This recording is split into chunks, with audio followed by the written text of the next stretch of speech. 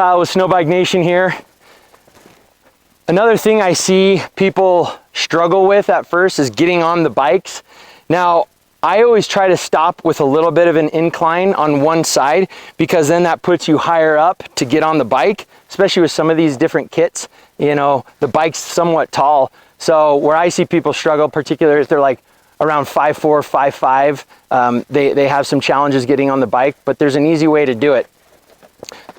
One, don't grab the bike and pull it, right? Don't do this and try and get your foot up and over. Yeah, you can do it sometimes, but usually for newbies, they pull the bike over and then they fall. So what I do, especially when it's unstable in an unstable spot, I take my front ski, I dig it in as best as I can, try and get that bike somewhat stable, and I'll approach it from the back, right? So I'll get on it like this, where I'll put all my center of gravity over the bike. So I'll put my front foot on there and I'll lean over the bike, and then I'll get over it like that. And you can see the bike's pretty stable. I mean, obviously it'll move a little bit, but you know, part of it's balance, but it's a lot easier to get on it that way.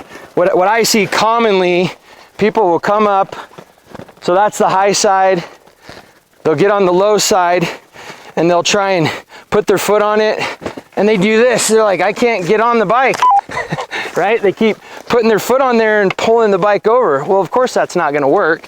So get a stable platform with your bike, put that ski sideways, which then gives you more stability.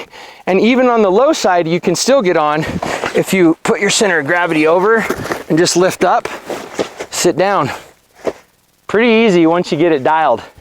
So just, again, think about stability, center of gravity over the middle of the bike, and you'll be good. Kyle with Snowbike Nation, thanks for watching.